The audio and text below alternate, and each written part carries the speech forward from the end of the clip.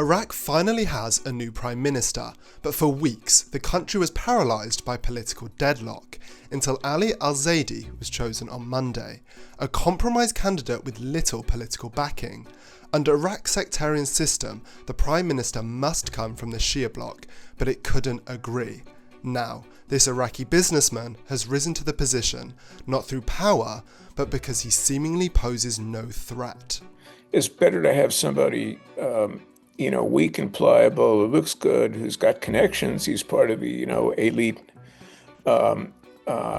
Shiite political and social echelons. This deadlock shows how Iraq is being squeezed by competing political forces at a time of regional instability.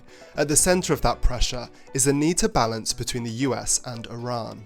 It's often said that there is an informal veto from 3 different actors for the prime minister in Iraq. One is Washington, the other one is Tehran, and the other one is the religious establishment in Najaf, the Iraqi religious establishment.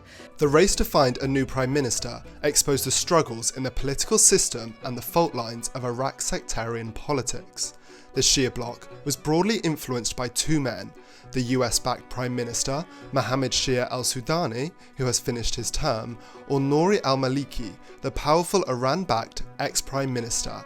Al-Maliki had made a claim for the position of Prime Minister, but was immediately shut down. And so the US made it very clear very quickly that their veto was public and that they did not want Maliki as Prime Minister. In January, President Donald Trump warned that Iraq could make a very bad choice by reinstalling Nouri al-Maliki as Prime Minister, effectively drawing a red line and removing him from the race. He hasn't given up, neither has Sudani, and yet the 2 of them want to be able to control this position in one way or another. So even if it is not themselves that would be put forward as a nominee for this position, they would find a so-called compromise candidate, but essentially one that is close to their camp.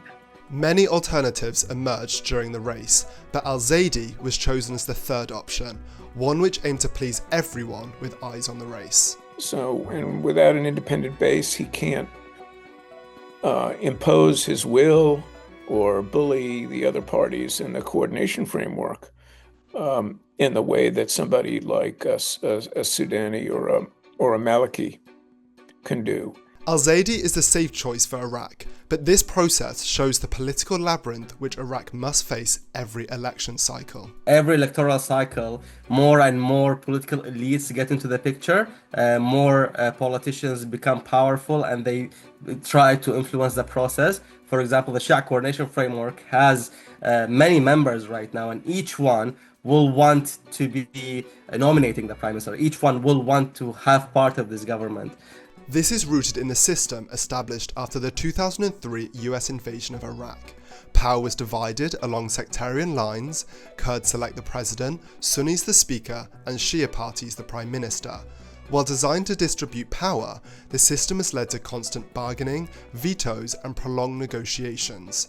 The recent deadlock is the latest example, and it's not even finished yet, as al-Zaidi must now choose his cabinet. These cabinet picks will have to be voted on, and the messy negotiations begin yet again. Amid broader regional instability, Iraq's fragile political system appears stretched to its limits as it struggles to balance competing forces within the country.